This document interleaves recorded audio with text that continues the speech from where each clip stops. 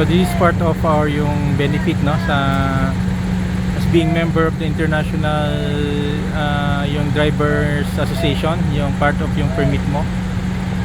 So Automotive Association of the Philippines. So I'm happy nga because I realized na yung towing fee was 3,000 plus. I paid yung annual membership fee na with all the benefits na 4,000. So they're delivering the unit dito sa Ford, no? Jensen. Yan. So bawas na.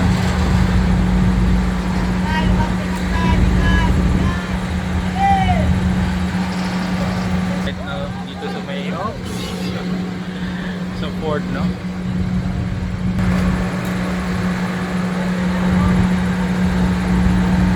The problem sa Ford, so electronic.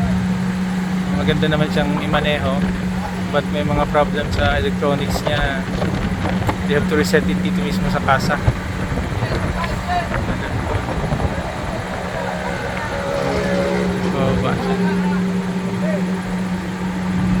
So yung local na towing company, so may cable doon, no? Kasi hindi naman makatakbo yung sakyan. There's a cable adjusting, no? O paakyat o baba. So they have difficulty adjusting yung ayan. Yan palang system nila. Ang nag-a-adjust mismo yung bridge baba.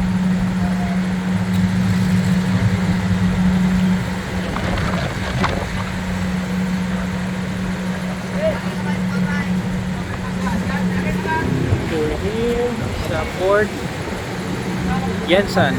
So we're just watching yung pababa na towing ng sakyan. So maganda itong ganitong type of towing, no? It's really a truck. Tapos they have all the cable pababa na dahan-dahan nilang na-adjust. Okay naman, no? Pababa mismo. Okay, baba.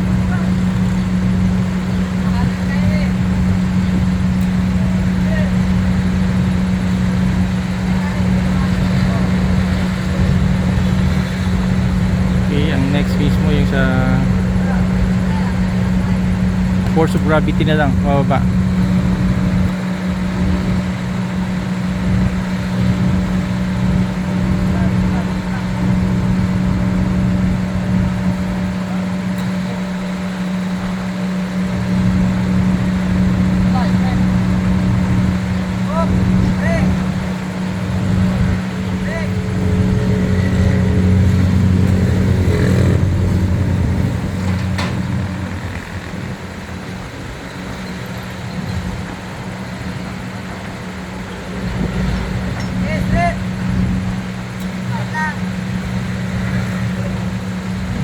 Okay, finally.